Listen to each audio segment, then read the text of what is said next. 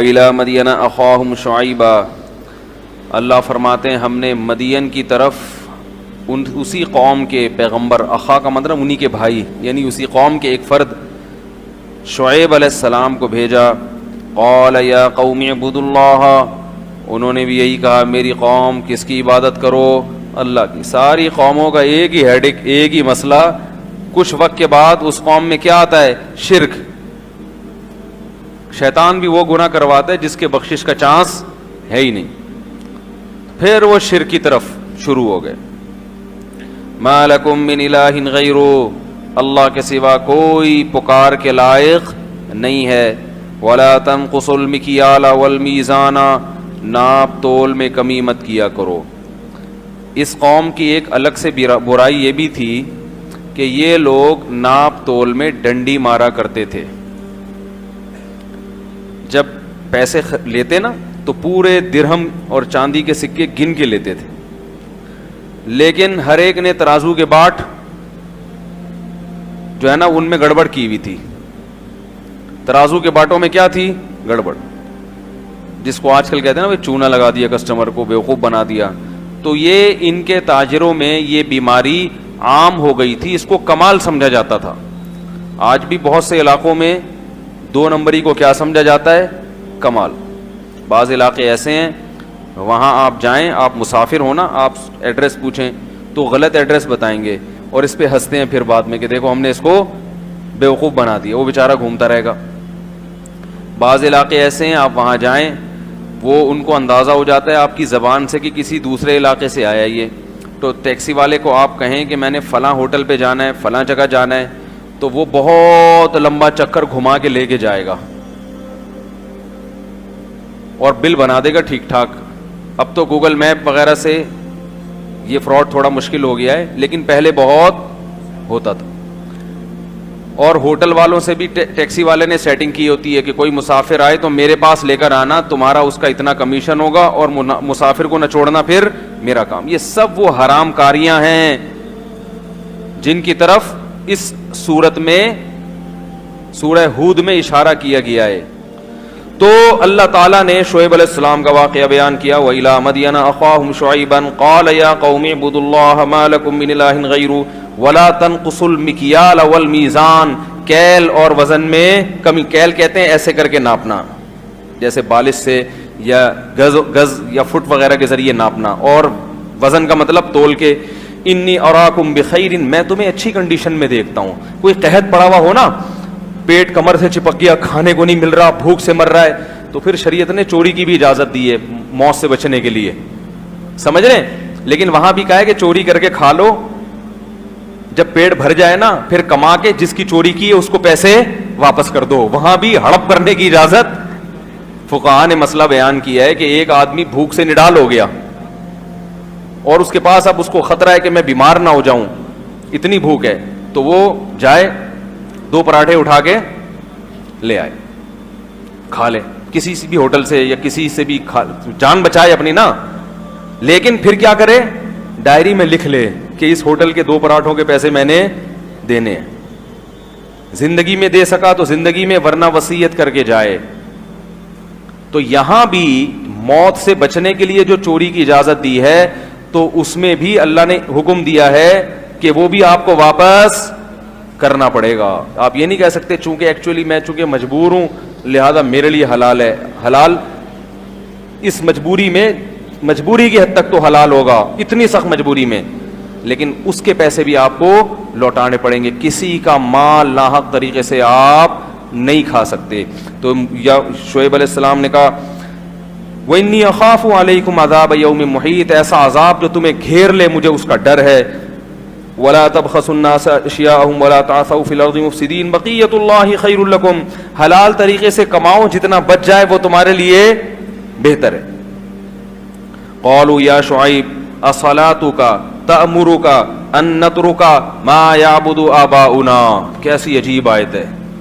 اے شعیب تیری نماز تجھے اس بات کا حکم دیتی ہے کہ ہم اپنے باپ دادا کے دین کو چھوڑ دیں. وَأَن نَّفْعَلَ فِي أَمْوَالِنَا مَا نَشَاءُ، یا ہم تجھ سے پوچھ کے بزنس کیا کریں. بہت مشکل ہے سمجھانا بھائی. کیسے عجیب الفاظ ہیں یا نہیں ہیں. اے شعیب تو نماز پڑھتا ہے, روزے رکھتا ہے, مسجد میں عبادت کرتا ہے, ہمیں بہت اچھا لگتا ہے, کیا کر یہ کام, لیکن نماز کا مطلب یہ تو نہیں ہے کہ ہمارے بزنس میں بھی تو دخل اندازی شروع کر دے. کیا ہو گیا بھائی؟ یہی تانے آج کل مولویوں کو دیے جاتے کہ نہیں دیے جاتے؟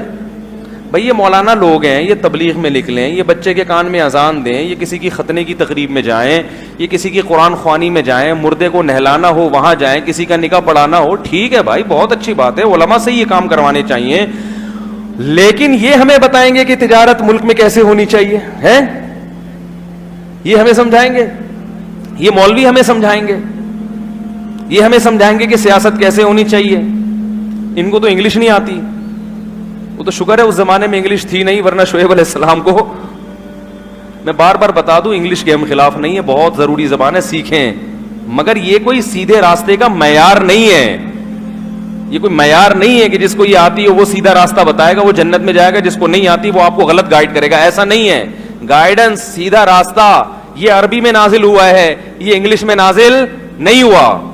اگر انگلش میں نازل ہوا ہوتا تو انگریز سیدھے راستے پر ہوتے, وہ زنا نہ کرتے, وہ ابا اماں کو گھروں میں رکھتے, سمجھ رہے ہیں, وہ 5 وقت کی نماز پڑھتے, وہ اللہ کو مانتے, وہ جنت جہنم پہ یقین رکھتے, وہ شراب نہ پیتے, وہ توحید پرست ہوتے. تو سیدھے راستے میں صرف یہ نہیں ہے ملک سے محبت یا اچھے اخلاق, اور بہت ساری چیزیں. سب سے پہلے تو عقیدہ ہے سیدھے راستے میں, کہ آپ کا اللہ کے بارے میں کانسیپٹ کیا ہے, نظریہ کیا ہے اللہ کے بارے میں, اس کو بھی مانتے ہو کہ نہیں مانتے. تو شعیب علیہ السلام کو کیا کہہ رہے ہیں کہ آپ کی نماز آپ کو حکم دیتی ہے کہ آپ ہمارے بزنس میں کیا کریں, دخل انداز. آپ ہمیں بتائیں گے کہ بزنس, آج بھی بہت سے میں نے لوگ دیکھے ہیں, علماء سے تعلق ہوتا ہے, تاجر ہوتے ہیں, بڑی عقیدت, بڑی محبت, ان کو حج پہ بھی لے کے جا رہے ہیں, عمرے پہ بھی لے کے جا رہے ہیں, مگر تجارت کے مسائل ان علماء سے نہیں پوچھتے. وہ کہتے ہیں ہمارا معاملہ ہے, ہمیں پتہ ہے کیسے کس کو ٹوپی کرانی ہے, کس کو چونا لگانا ہے, یہ آپ کا کام نہیں, اس میں آپ دخل اندازی نہ. تو او ان نفعل فی اموالنا ما نشاء انک لانت الحلیم الرشید, آپ تو بڑے بردبار اور نیک بندے ہیں. یعنی یہ تانا دیا انہوں نے کہ آپ تو کچھ زیادہ ہی نیک بننے کی کوشش کر. اتنی, آج ماں باپ بھی تو بچے کو کہتے ہیں بھائی نماز پڑھو. مولوی صاحب ہمارے بچے کو اتنا دیندار بنا دیں کہ نماز روزے پہ آ جائے, تھوڑا ابا اماں کی فرمانبرداری سیکھ لے, اس سے آگے جانے کی بچے کو بھی اجازت. اگر بچہ یہ کہنا شروع کر دے نا, ابا میں 20 سال کا ہو گیا, مجھے شریعت نے حق دیا ہے کہ میں شادی کر سکتا ہوں, تو پھر ماں باپ کیا کہتے ہیں, آپ تو بچے کو کیا بنا رہے ہو, بولو بھائی, باغی بنا رہے ہو.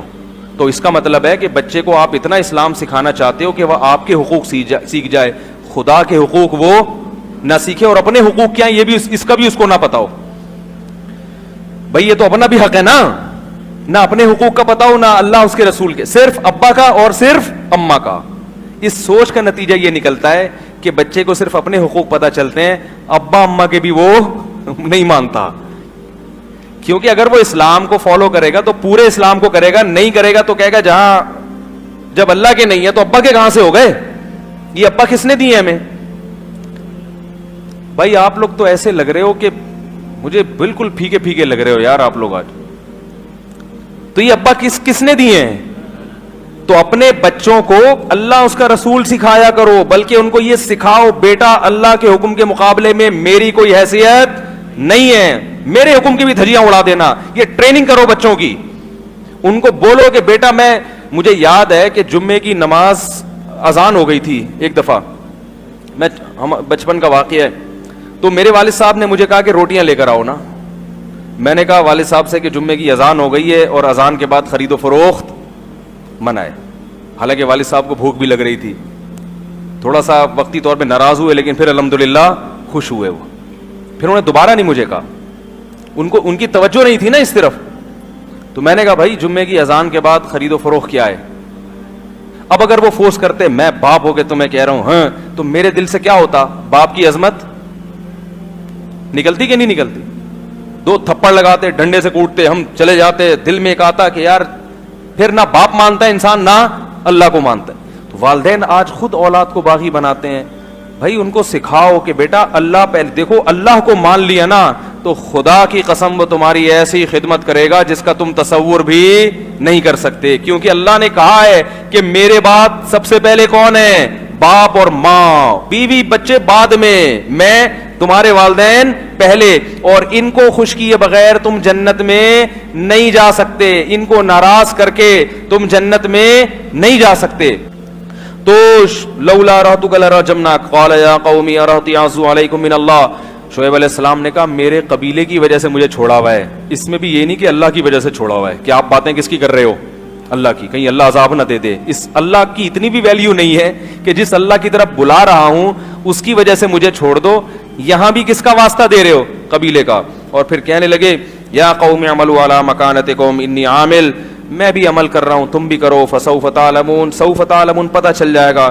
ولما جاء امرنا, اللہ فرماتے ہیں کچھ وقت کے بعد ہمارا عذاب آیا, نجینا شعیبا, ہم نے شعیب کو بچایا اور وہ لوگ جو شعیب علیہ السلام کے ساتھ تھے.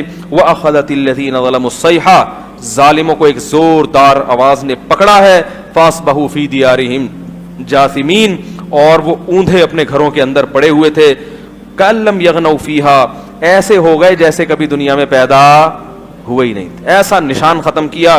الا بعدا لمدین, اللہ اب ہمیں کہہ رہے ہیں خبردار سنو قوم مدین پر اللہ کی لعنت. کما بعد ثمود, جیسے قوم سمود پر اللہ کی لعنت ہوئی تھی. اللہ فرماتے ہیں ان پر بھی کیا ہوئی؟ اللہ کی لعنت. سنو لوگو, کیسے عجیب انداز ہے اللہ تعالیٰ کا. الا اے لوگو سنو, قوم سمود بھی ایسے برباد ہوئی, قوم مدین بھی ایسے برباد ہوئی جیسے قوم سمود. تو بھائی ہمیں اپنی جان پہ ترس کھانے کی ضرورت ہے.